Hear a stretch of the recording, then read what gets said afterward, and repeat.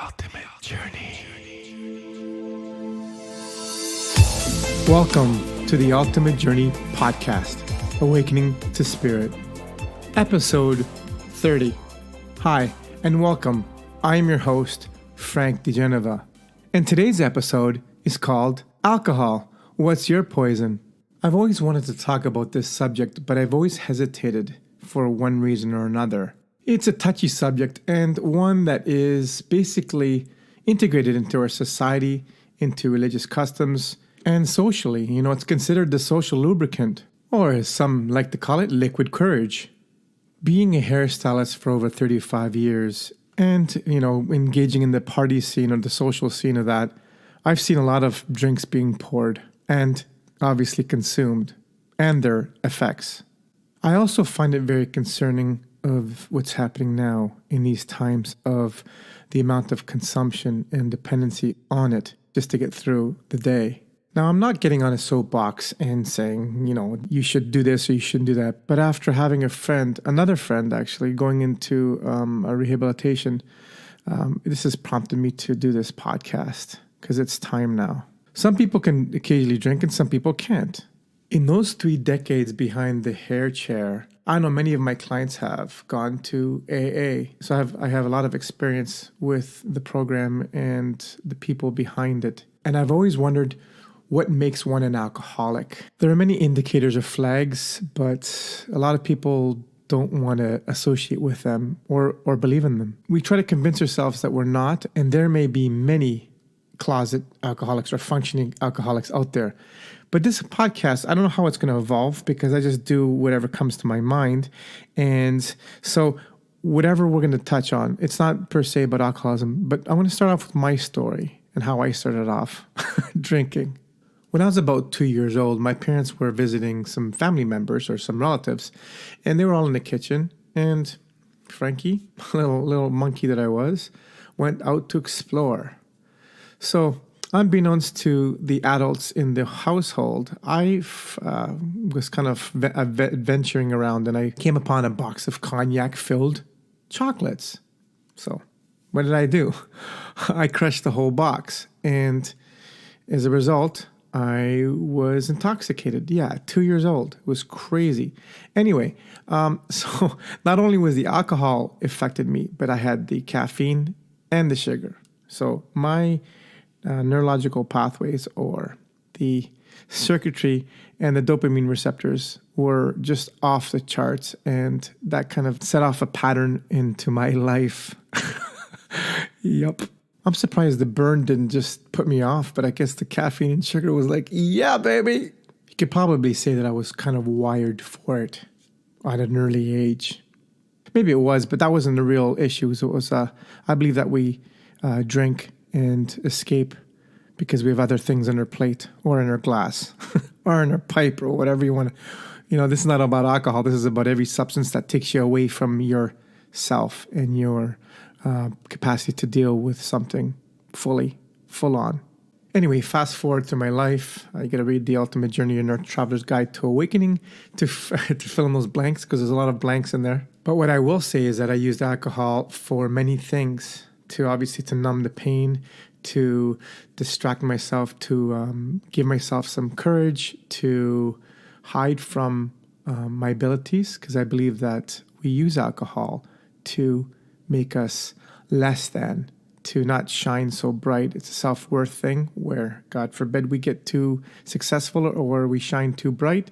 We have to deal with the tension and the upholding that. But that's a whole nother podcast. And in my course, too, that I offer. I loved playing guitar and I've always wanted to be a rock star. And the problem was that I was petrified to play in front of people. My insecurities were off the charts. And so what I would do when I would be in a kind of a party setting and there's a guitar there, I'd make sure I'd be good and drunk and I would pick up the guitar and, mess around. The alcohol made me numb to the self-awareness, self-consciousness, but it was also my excuse to say, I'm drunk, I can't play. So I would criticize myself and tell myself that I wasn't good enough because of the alcohol. In other words, it was my way out from being responsible for me. I remember a movie way back. I was in Sedona with a former partner, and we were watching a movie, and it was an abduction movie. And I think their kids were being abducted by whoever. And the parents had to deal with their children being abducted, all those emotions that go with that. And I remember a woman saying to the guy, because he was drinking and not taking responsibility, she said, "What makes you so special that you can avoid the pain that we're all feeling by escaping with that alcohol?" Man, that hit me so bloody hard. Basically, it takes courage to stand up to what we're feeling and internalizing and processing it. And it's cowardice to escape from it, giving up your responsibility to facing what we're going through. Even though it stuck with me, it didn't really change a thing. I still ran away from facing and being responsible. Being the victim was a lot easier. And I needed the tragedies in my life to be there to give me permission to drink. So I didn't want to let go of my problems, of my poor me, of my hopelessness or frustration and depression, because then I couldn't drink. See how that works? But this is a hard sell because everyone seems like they're drinking. It's in the fabric of our social dynamics. Let's go for a drink, or bring drinks to a party, or let's whatever. Most movies show the drinking of alcohol. They only show the fun side of it, but they don't show the damage that results from this. I found this so obvious in Marvel's Jessica Jones series. It was like, oh my God, it's so blatant. Now, I'm not trying to be a goody two-shoes here, because, as I'll share soon, my drinking routines went well far above the natural norm. And I'm not professing to be a saint at all. I'm just talking about this topic and sharing what I know and what I feel. It's just so in our face and we don't see. Like, looking through my social feeds, there are those out there that have a drink in every shot, ensuring their meals with the alcohol of choice, the bottle, the glass, and making it all cool or seem cool. I can't judge here because I used to do the same thing. And, I was just showing off, hey, look, I'm drunk. I used to wear it like a badge of honor, I just don't understand that anymore. In the past, I would stop drinking, go dry, and say I'm not drinking again, and then I would fall off the wagon even harder. A bottle of vodka didn't last me too long. I could go through a few a week and maybe more, and wine and beer, whatever it was, whatever had the octane in it, it was good enough for me. Just I didn't like the sweet stuff, because then I would be pounding headache the next day. I would go dry, and then I would go binge. And I would try to just do the moderate approach like normal people do and did. And that would work sometimes. And a lot of time it would just kind of guide me down the road of, hey, it's 5 o'clock somewhere, right? Was I or am I an alcoholic? I don't think so. Can I have a drink? Yeah, I can. And I won't go off the deep end to start, but then eventually I would go there, if you know what I mean. So currently, for the last 6 to 8 months, I am not drinking. I had maybe a couple glasses here and there through parties, and not parties, but celebrations like birthdays and Christmas. But I feel that I have a good handle on it now, because I've just had an aha moment where it's like, why? And I'm not trying to be better than, and this is where I'm at my point in life now, is that I don't have a desire to drink, because I've had so much in my life. It's not even funny. And, I feel sorry for my body, for my liver, and for other people, and the 2 a.m. texts to women, to the stupid things. I might wake up in the morning feeling guilty, anxiety, edgy, irritable, and, grinding through the day, being hungover. I'm just tired of that. It's enough. Like, I do not miss that at all. I do not miss that one bit. You'd think there'd be enough to stop one from doing that, but no, it's not. In episode 3, I talked about if we're living in a matrix, and I truly believe that the vibration and energy of alcohol keeps us locked into the matrix. I know a lot of spiritual people that indulge in alcohol, and there's no judgment here. I just feel that it keeps us stuck in the delusion, or the illusion of the Maya, or the deception of the projected or simulated reality that we live in. And I'm going to share some weird, far out points with you. So let's get into them now. But before I do, I'd like to ask, why is it that when someone asks someone if they want a drink, that when they say no, they looked at they're looked at like they have two heads, or it's like, what, you don't? Are you an alcoholic? Or there's such a stigma on not drinking. It seems so unusual that someone doesn't drink or is a teetotaler. Teetotaler? I think that's what it's called. Teetotaler or something like that. See, it's so weird that I can't even pronounce it. That's weird. Those are weird people. So many cringe at the thought of not being able to have a drink socially or recreationally. I mean, I used to drink alone a lot, And it's almost like you're missing out on something, but you are missing out on the hangovers and the fatigue and all that stuff that I mentioned before. I have FOMO of hangovers and guilt. And just before I get onto the weird stuff, I like to say that drinking a lot can spike insulin and can lead to the hypoglycemia. It can also mess with your blood sugars, and it can affect or create or cause diabetes. And I know I had high blood sugar, and I think it was due to the drinking. It also messed up my gut lining and the microbiome. If you guys know what that is, it's a whole other topic as well, but I think it gave me some gut issues as well. It destroyed the mucus in my gut lining and destroyed all the good bacteria inside me. But then that's just the tip of the iceberg.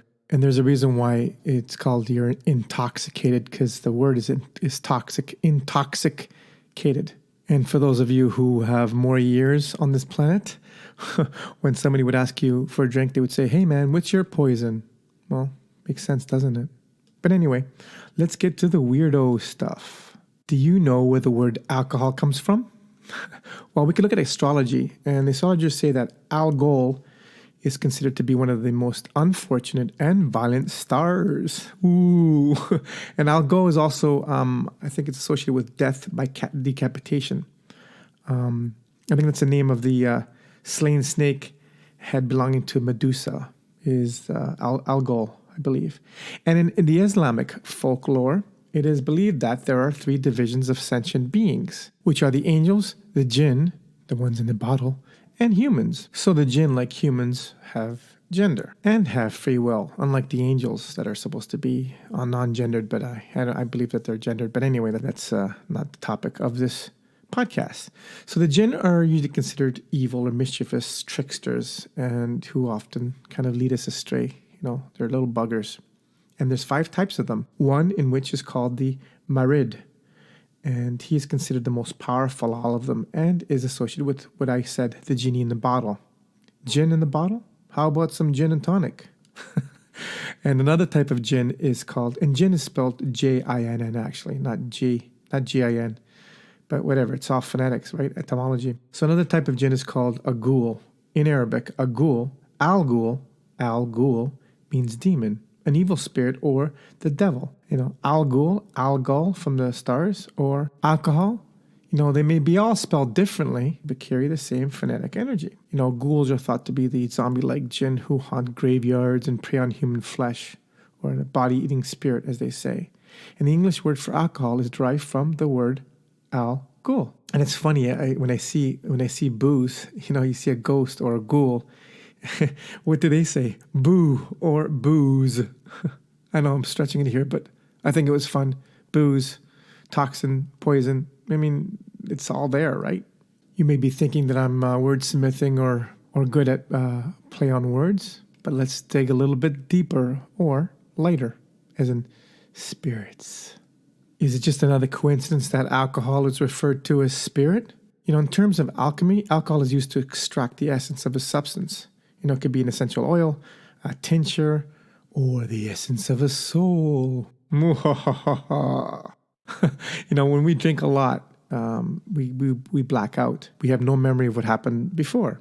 And I believe this is when a spirit or lower entity tells our spirit to take a hike and takes over our bodies and takes it for a joyride.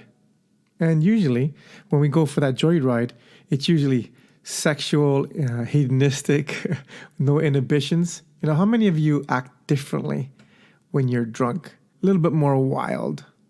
Our pure essence, our goodness, our soul is distilled. See, it's another play on words. It gets distilled out of us. What I'm trying to say here is that, spiritually speaking, alcohol, spirits will lower our energy, our vibratory rate, our energy, and match more of the lower realm of the matrix. And that's why I think it keeps us stuck and unable to see. We can still be spiritual, but when you have like a weight with a chain and and you're trying to swim, you can't really swim anymore. You can, like an anchor of a boat, you can't really move anywhere. I once had a dream or a vision where I went to a bar and I looked up and I saw a whole bunch of dark, ghoulish spirits like in the rafters and the ceilings, just waiting to find a host to hitchhike on and to take their bodies out for joyrides. It was really, really weird. Drinking alcohol also pokes holes in your aura and lowers it, and you're just resonating with lower energy, and inviting things that you probably don't want to be hanging out with or interacting with, going down the dark alleys. I mean, that's my view. It doesn't have to be your view. Of course, this podcast is just to share what I feel and, to talk to other people and to share. And to, if it doesn't make sense to you, then it's bullshit. If you don't resonate to it, then that's your reality and that's your truth. But what we can't do is judge another if they choose to drink or not choose to drink. I mean, if it's going to affect your safety and your health, then you have all the right to establish your own boundaries, not get in the car with somebody, or if they're going to put their life in other people's danger, you take their keys away. I mean, that's a different story altogether. But if it affects you, your family, your loved ones, whatever, then you have to make a stand. But one's not going to stop drinking until they're ready. It has to come from inside, from within. You can have all the interventions that you want, but if the person's not ready to stop, then it's just all in vain. They're actually going to be more secretive and lie more and do it behind everyone's back. And at the same time, if someone chooses not to drink, those others should, you shouldn't mock them or make fun of them for not drinking or being, like a nerd or a weirdo or, why aren't you drinking? Just let people do what they want. Let people eat what they want. You are vegan or you're a vegetarian, meat eater, whatever. I mean, I think buck stops at being a cannibal. But, it's just let people be and be there when they need support, when they ask you for support. Because if they don't ask for it, they're going to push you away. Believe me. I was brought up in an Italian household where wine was always at the table. And, my dad has a glass or two of wine every meal, or maybe at dinner. I don't know anymore, as we don't live together. I mean, it was always there, but I used to drink like that behind everyone's back. I didn't want anybody to know the amount I was drinking because I don't want anybody to judge me or to deal with the attention. There are people that can just have wine when they, eat their meal, and that's it, done. But I like, I'll go for the second or third glass. And, I always told myself that, I'm not an alcoholic because if I have to work, I won't drink. At work, I won't drink if I have to drive. I won't even have a drop. So does that make me a controlled alcoholic? That's just a weird stigma going to AA and alcoholic. I know it works. But what I find interesting is that one of my clients, I says, yeah, I stopped drinking. It's like, oh, did you go to AA? And I said, no. And I guess she inferred it as I said, no, I don't need AA, which I did not. And then she got upset just at my response. I said no, and because I think I was defensive. She goes, why do people think that going to AA is like being a failure, that you can't do it without them?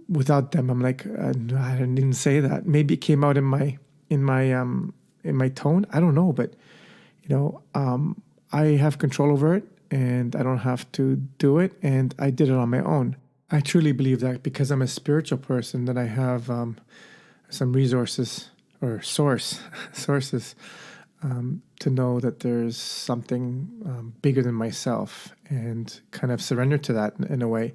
And there are atheists have success in the AA program. I believe that there's a surrendering to a higher something, to your understanding, and that whatever works for you. There are a lot of stigmas and judgments behind, AA and seeking professional help for your mental states. Like, there are certain cultures out there that see going to a psychiatrist or therapy is like failure, or no, that's not a reality for us. Like, they don't even, they don't look at mental health as being a problem.